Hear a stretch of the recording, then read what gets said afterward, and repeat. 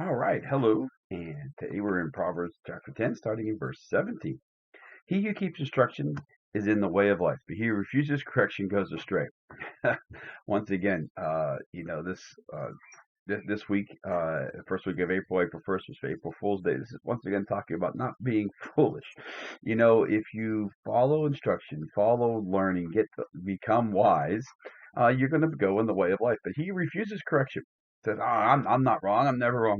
We all are wrong about something at some point. There's no such thing as the person who's always right all the time. That's Jesus, but you ain't him. I ain't him. Okay. But what you understand is we need to be able to realize when we make a mistake, can we learn from that? We're all going to make mistakes. Just because you make a mistake doesn't make you a bad person, doesn't make you evil, doesn't make you less of a Christian. Mistakes makes you human. We all make them. But can you learn from that? Now, here's the thing. The person who refuses correction is not just not being corrected. It's like, hey, no, I don't want you don't understand me. You don't.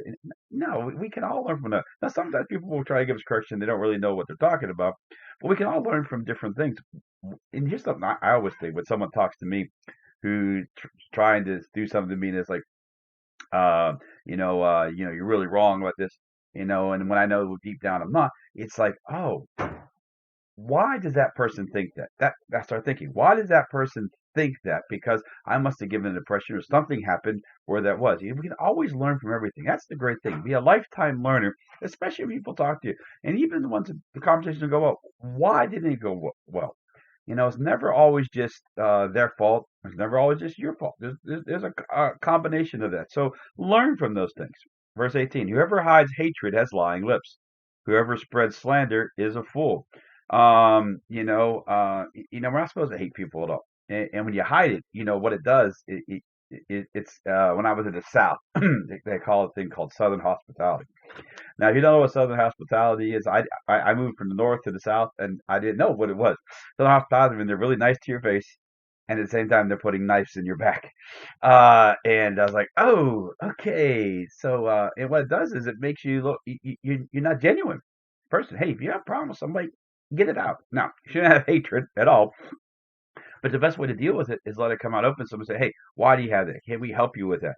Can we do that? And whoever spreads slander is a fool. Now, what is slander? That's an important word.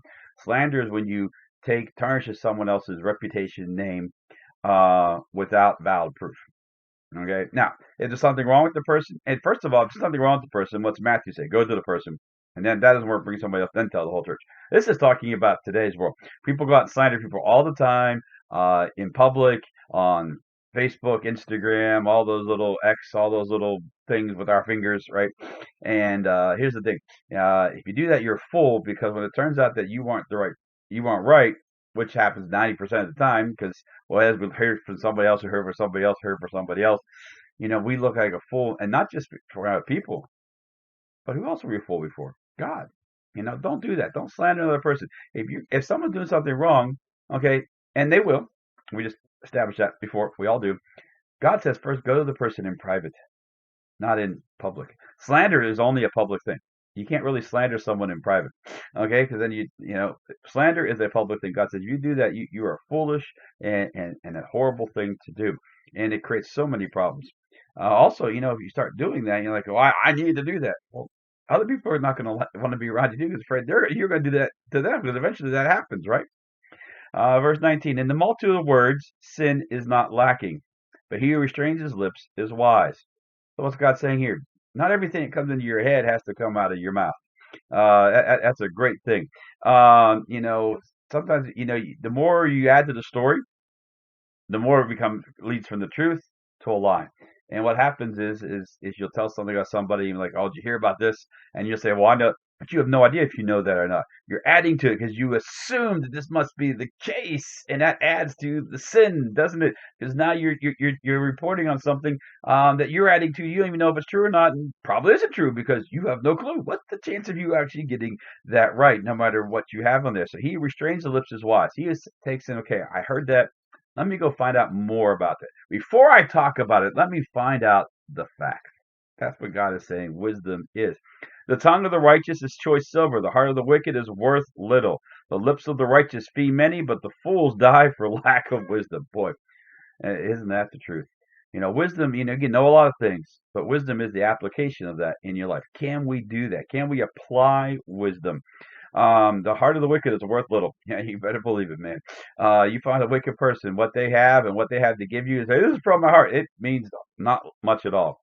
But the tongue of the righteous is choice silver. The tongue of the righteous is something to be valued because you know what? You can trust that person. You can trust that person to tell you when you're doing wrong. You can trust the person to tell you when you're doing right. You can trust that person because they have your best interests in mind because that's what a righteous person does. A righteous person does what's the right thing all the time because simply it's the right thing to do. And that's the type of people you need in your life. And that is wisdom. So have a great day. Remember, Jesus loves you. I love you. And you're absolutely awesome.